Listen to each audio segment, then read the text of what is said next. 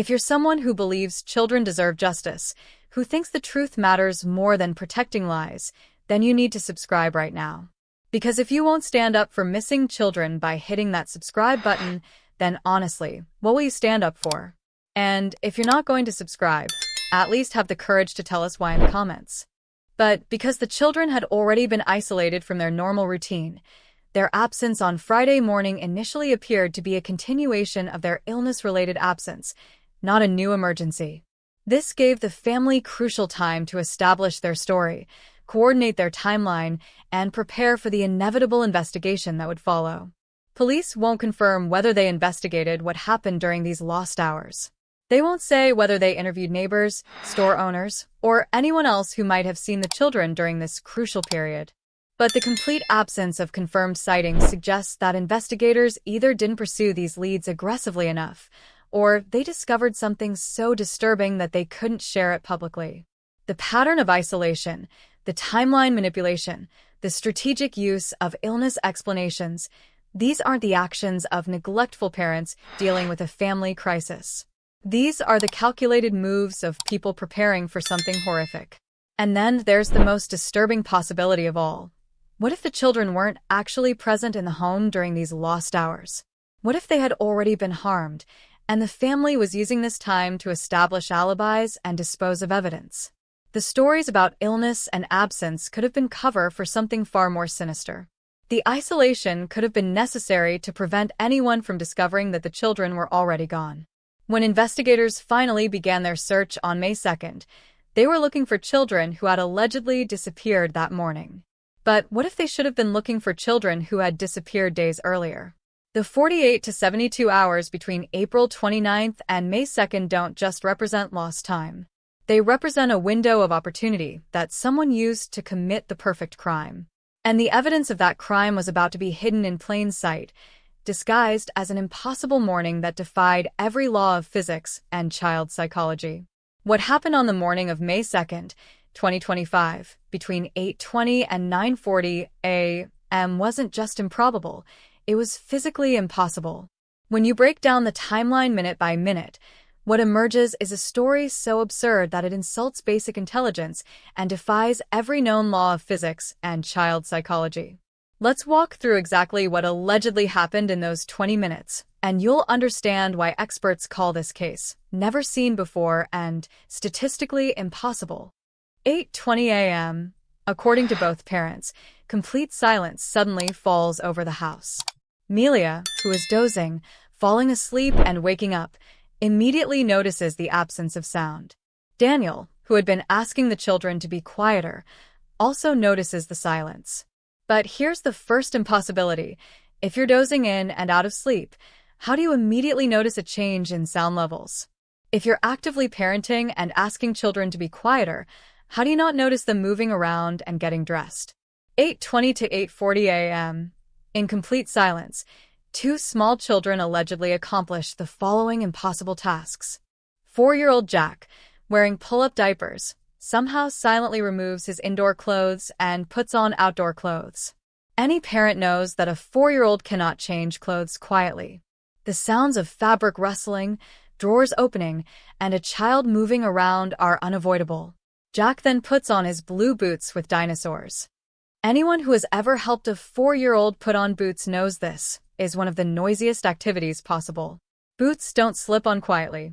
They require pulling, adjusting, and often stomping to get feet settled properly. 6-year-old Lilly, who is allegedly coughing and sick, also silently changes into outdoor clothes. Despite being ill, she makes no sound while getting dressed.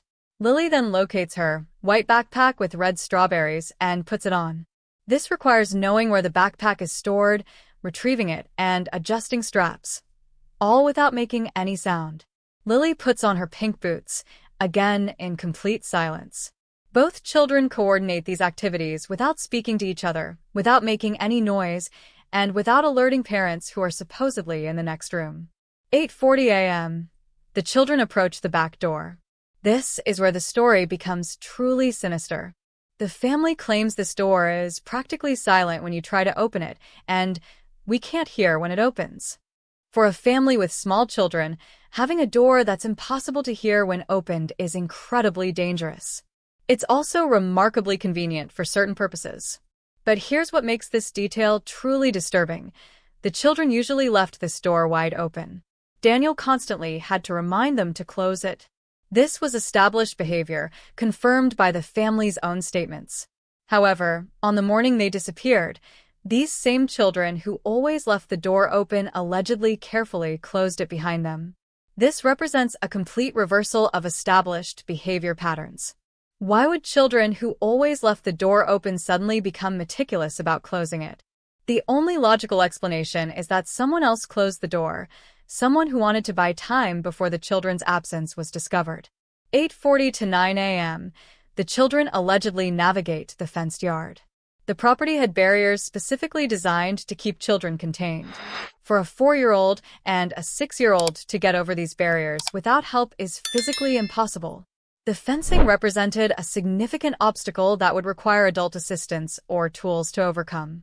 There's no evidence that the children had access to anything that would help them climb over these barriers. 9 a.m. The children allegedly enter the dense woods surrounding the property and vanish completely. Not just missing, vanished. Despite massive search efforts involving over 160 people, search dogs, thermal imaging, helicopters, and drones, not a single trace of these children was ever found. This level of complete disappearance is statistically impossible for children this age in this environment. Children leave traces. They drop items. They leave footprints. They break branches. They create disturbances that trained searchers can detect. But Lilly and Jack Sullivan left nothing. No footprints, no disturbed vegetation, no dropped items, no scent trails that search dogs could follow. It's as if they simply ceased to exist. 9:40 a.m., the parents allegedly discover the children are missing. But here's another impossibility. They claim to have immediately known the children were gone and in danger. How do you immediately know that children who often played outside independently are missing, and not just playing in a different area? How do you skip the normal process of calling for them, checking obvious hiding spots, and gradually escalating concern? The parents' immediate jump to emergency response suggests they knew something was wrong before they began looking. This level of instant certainty is only possible if you already know the children aren't where they should be. 10 a.m., the 911 call is made.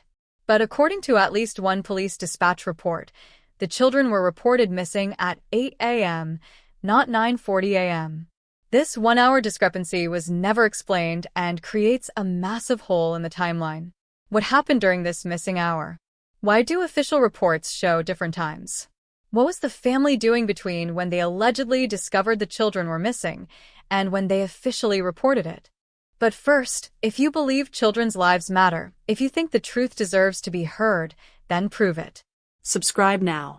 Because every subscriber is a voice demanding justice for Jack and Lilly Sullivan. When you examine this timeline objectively, what emerges isn't a story of children wandering away from home. What emerges is a carefully constructed narrative designed to explain the disappearance of children who are already gone. The silence, the impossible coordination, the reversed behavior patterns, the strategic door closing, the immediate certainty of emergency, these aren't the random elements of a tragic accident. These are the calculated components of a cover-up. And the most terrifying part? The people who created this impossible timeline were about to become the center of the largest missing children investigation in Nova Scotia history, all while maintaining their innocence and demanding sympathy from a community that was desperately trying to find 2 children who may have already been gone for days. The search was about to begin, but investigators were looking for children in the wrong place at the wrong time. And the people who knew the truth were about to put on the performance of their lives. What happened in the 24 hours after Lilly and Jack Sullivan allegedly disappeared would reveal the true nature of this case more clearly than any investigation ever could. Because when a family is genuinely devastated by the loss of children, they unite in their grief and their determination to find them. But the Sullivan family didn't unite. They exploded. And they did it in full view of the community, the media, and the very people who had dropped everything to help find 2 missing children. The fracture began almost immediately. while searchers combed through dangerous terrain, while volunteers organized food and supplies, while an entire community held its breath. Melia Brooks Murray and Daniel Martell were having a screaming match in their front yard. Neighbors watched in horror as the parents of the missing children turned on each other with a viciousness that seemed impossible under the circumstances. This wasn't the raw emotion of grief-stricken parents. This was something else entirely. She just snapped, one neighbor would later tell investigators. Started screaming at Daniel about how this was all his fault. But not like how you'd expect. Not like, you should have watched them better. It was different. It was like she was angry at him for something he'd done, not something he'd failed to do. The fight escalated until police had to intervene. In the middle of the biggest search operation in the region's history, law enforcement officers had to separate the parents of the missing children and restore order to their own home. But the most shocking moment came when Child Protective Services arrived. They weren't there for Lily and Jack. They were there for the baby. The infant daughter that both parents had suddenly, inexplicably, become unfit to care for. Daniel Martell, the man who had supposedly fathered this child, was denied access to her. The court documents would later reveal a pattern of domestic violence allegations, substance abuse concerns, and most disturbing of all, questions about his relationship with the missing children. Melia's reaction to losing custody of her baby was perhaps the most telling detail of all. She didn't fight it. She didn't protest. She simply accepted it, as if she had expected this outcome all along. Normal parents would have been devastated, a social worker involved in the case later observed. They would have demanded explanations, fought for their child, done anything to keep their family together during such a traumatic time. But Melia just signed the papers and walked away. By the end of the first day, the search for 2 missing children had become a child protection case involving 3 children. The family that had supposedly been torn apart by tragedy had actually been torn apart by something far more sinister. And still, the community searched. Still, volunteers organized.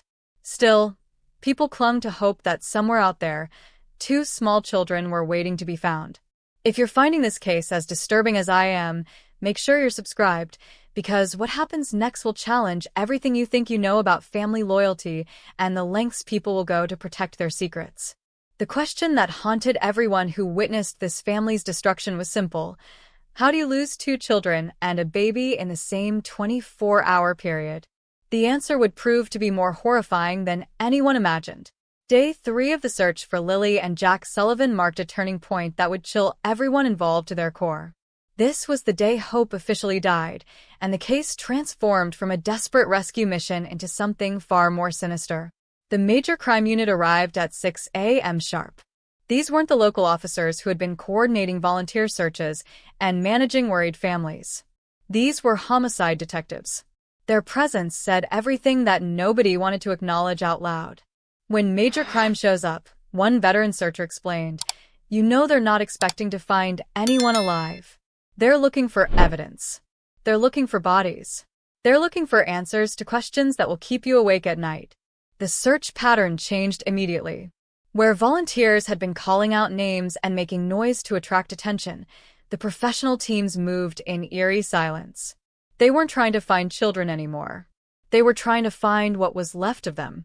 It was during this intensified search that investigators discovered something that would haunt them for years to come. In a small clearing about half a kilometer from the Sullivan home, they found a single child's footprint in the mud. Perfectly preserved, clearly defined, unmistakably small. But this footprint told a story that made no sense. It was heading away from the house, alone, with no accompanying adult prints. No second child's prints. No indication of struggle or distress. Just one small foot, pressed into the earth, leading toward the deep wilderness. The footprint trail continued for exactly 17 steps. Then it vanished. Not gradually, not worn away by weather or disturbed by animals. It simply stopped. As if the child who made it had suddenly learned to fly. I've been doing this for 23 years, the lead tracker told investigators. I've followed trails through snow, mud, sand, you name it. I've never seen anything like this. Footprints don't just disappear. Something happened here. something that doesn't follow the rules of physics or common sense. The search teams pressed deeper into the wilderness, following every possible path that 17 small footsteps might have taken. The terrain was treacherous, steep drops, hidden ravines, areas where even experienced hikers wouldn't venture without proper equipment. But it was what they found in the dense woods that truly disturbed everyone involved. Scattered throughout the search area were children's items that didn't belong to Lily and Jack. A small pink shoe, size too big. A toy car, clearly aged and weathered. A child's sweater, faded and torn. It was like the forest was trying to tell us something, one searcher later recalled. Like it was showing us all the other children who had been lost here over the years. But none of them were the children we were looking for. The underwater recovery team was deployed to search the nearby river and several deep ponds. Using sonar equipment and specialized diving gear, they methodically examined every body of water within a 5-kilometer radius of the Sullivan home. If you're feeling angry right now, if you're frustrated by the injustice of it all, then channel that energy into action. Subscribe to this channel right now. Because if you won't even click a button to support the search for truth in cases like this, then what does that say about your commitment to justice? And if you're not going to subscribe, then at least tell us why in the comments. What's stopping you from standing up for Jack and Lily Sullivan? The water was murky, dangerous, and incredibly cold. Divers worked in shifts, their time underwater limited by the hazardous conditions. Each dive brought the same result: nothing. No clothing, no bodies, no evidence that 2 small children had ever been near the water. The absence of evidence was almost more disturbing than finding something would have been, the dive team leader explained. When children this young go missing in terrain like this, you expect to find traces. A piece of clothing caught on a branch. A toy dropped in panic. Something. But it was like they had never existed at all. As the sun set on day 3, the search teams faced a reality that defied all logic and experience. 2 children had apparently vanished without leaving a single trace of their passage. No footprints beyond those mysterious 17 steps. No disturbed vegetation. No DNA evidence. No witnesses. The community's hope was beginning to curdle into something much darker. People whispered questions they didn't want to ask out loud. Questions about the parents who had fought while their children were missing. Questions about the timeline that didn't add up. Questions about the impossible mourning that had started it all.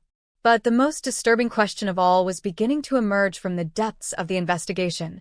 Were they searching for missing children, or were they searching for evidence of something far more sinister?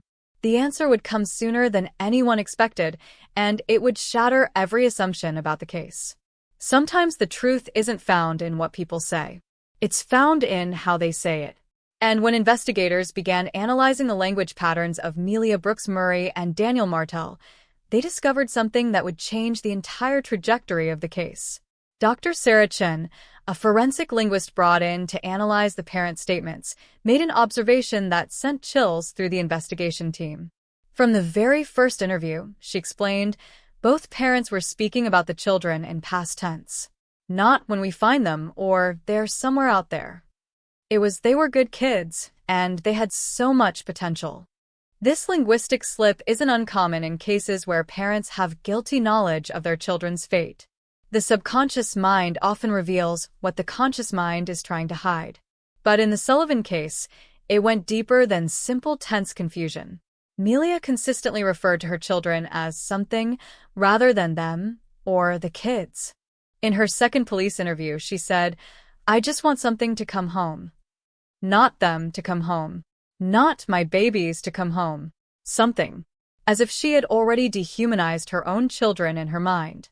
Daniel's language patterns were equally disturbing, but in a different way. He used what linguists call distancing language, phrasing that removes personal responsibility and creates emotional distance from the subject. Instead of saying, "I put the kids to bed," he would say, "The kids went to bed." Instead of, "I checked on them," it was, "Someone checked on them." But perhaps most revealing was how both parents discussed the search efforts. Normal parents of missing children become intensely focused on the search.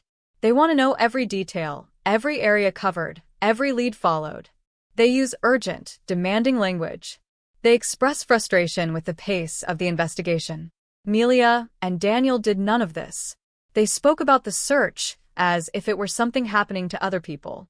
They showed little interest in the details and seemed almost uncomfortable when search coordinators tried to include them in planning sessions. It was like they were actors playing the roles of grieving parents, one investigator noted. They knew the lines, but they couldn't quite capture the emotion behind them. Dr. Chen identified another crucial pattern in their statements. Both parents repeatedly used qualification language. Instead of definitive statements like, "They were in their room when I checked at 11 p.m., they would say things like, "I believe they were in their room," or "They should have been in their room." This type of language suggests uncertainty about facts that parents should know with absolute certainty. A parent doesn't believe their child was in bed when they personally tucked them in. They know.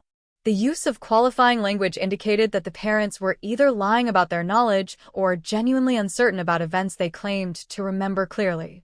The most disturbing linguistic evidence came from analyzing how the parents spoke about finding the children. In genuine cases of missing children, parents invariably use when language, "when we find them, when they come home, when this nightmare ends." They maintain hope through their word choices even when circumstances seem hopeless. But Melia and Daniel consistently used if language. If we find them, if they're still out there, if something happened to them. This conditional language suggests that the speakers believe the outcome is uncertain or that they have knowledge suggesting a negative outcome. The breakthrough came when Dr. Chen analyzed recorded phone calls between the parents and various family members. In these supposedly private conversations, both parents displayed what she called grief language, the specific vocabulary and emotional patterns that people use when they're processing loss. They weren't talking like parents of missing children, Dr. Chen explained to the investigation team. They were talking like parents of dead children. The grief patterns were consistent with people who had already processed loss, not people experiencing the acute anxiety of uncertainty. This linguistic evidence prompted investigators to take a closer look at the parents' behavior patterns. They discovered that Daniel had actually requested a polygraph examination, not once, but 3 times. Each time, he had been scheduled for the test, and each time, he had canceled at the last minute. The pattern was telling. A genuinely innocent person might be nervous about a polygraph, but they wouldn't repeatedly request one only to back out. This behavior suggested someone who genuinely believed they could pass the test but lost confidence when confronted with the reality of the examination. Melia's approach was different but equally suspicious. She had never requested a polygraph, never volunteered for additional questioning, and had actually retained a lawyer by day 4 of the investigation.